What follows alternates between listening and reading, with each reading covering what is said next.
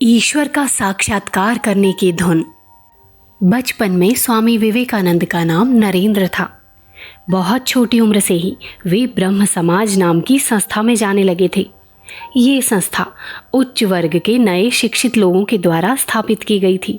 ये संस्था उस समय हिंदू धर्म की कितनी ही मान्यताओं जैसे अनेक देवी देवताओं का होना, मूर्ति पूजा करना, अवतारवाद, गुरुवाद आदि के विरुद्ध आंदोलन उठा रही थी। साथ ही वे लोग जात पात को दूर करना, सब जातियों की समानता, स्त्रियों की शिक्षा, बड़ी उम्र में विवाह ऐसे अनेक सुधारों के लिए भी जोरों से प्रयत्न कर रहे थे। नरेंद्र के विचार भी उस समय बहुत कुछ इनसे मिलते जुलते थे, इसलिए वो अक्सर उनकी सभाओं में जाने लगे। ब्रह्म समाज में ध्यान का अभ्यास करने पर विशेष जोर दिया जाता था। नरेंद्र पर भी इन बातों का विशेष प्रभाव पड़ा। ईश्वर का साक्षात्कार करने अर्थात ईश्वर से भेंट करने के लिए वे नियमित रूप से ध्यान करने लगे और नियमित रूप से ब्रह्म समाज की प्रार्थनाओं में सम्मिलित होने लगे।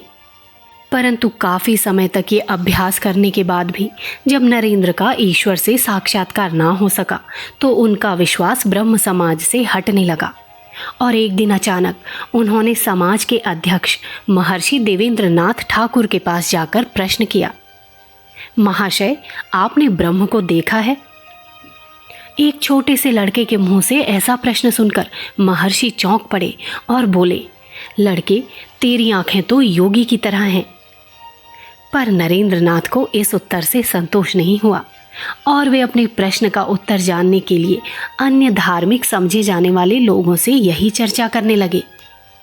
नरेंद्र को इस प्रकार ईश्वर की खोज में चारों ओर भटकते हुए देखकर एक दिन उनके काका ने कहा, तुझे यदि वास्तव में ईश्वर को प्राप्त करना हो तो ब्रह्म समाज आदि को छोड़कर दक्षिणेश्वर में ठाकुर रामकृष्ण परमहंस के पास जा। कुछ ही दिन के बाद श्री रामकृष्ण पड़ोस में ही एक सज्जन के यहाँ पधार गए। नरेंद्र को भी संगीत कार्यक्रम में भाग लेने के लिए वहाँ बुलाया गया था। परमहंस जी इस अपरिचित किशोर को देखकर एकाएक उसकी तरफ आकर्षित हो गए और उसका परिचय प्राप्त करके उन्होंने एक दिन उसे दक्षिणेश्वर आने को कहा। कुछ समय के बाद नरेंद्र दक्षिणेश्वर में रामकृष्ण परमहंस जी के पास पहुंच गए। रामकृष्ण परमहंस जी की जब नरेंद्र के साथ पहली मुलाकात हुई थी तो नरेंद्र को देखकर उनके मन में जो भाव उत्पन्न हुए थे उसकी चर्चा करते हुए उन्होंने एक बार कहा था, मैंने देखा कि उसका अपने शरीर की तरफ कुछ भी ध्यान नहीं है। माथे के बाल और पोशाक में किसी भी प्रकार की दिखावट नहीं थी। अन्य साधारण लोगों की तरह उसकी दृष्टि बाहरी वस्तुओं की तरफ नहीं थी। उसकी आंखों को देखकर मुझे जान पड़ा कि उसके मन के एक बड़े भाग को मानो किसी ने भीतर की तरफ खींच रखा है। श्री रामकृष्ण से भी नरेंद्र ने वही प्रश्न किया, क्या आपने ईश्वर को देखा है? उन्होंने उत्तर दिया, हाँ, देखा है। जिस प्रकार मैं तुम सबको देखता हूँ और तुम्हारे साथ बात करता हूँ उसी प्रकार ईश्वर को भी देखा जा सकता है और उसके साथ बातें की जा सकती हैं। पर इसके लिए प्रयत्न कौन करता है? लोग स्त्री, पुत्र, संपत्ति के लिए हाय हाय करते फिरते हैं, उनके वियोग में रोते हैं, पर ईश्वर नहीं मिल पाया इसके लिए कौन रोता है?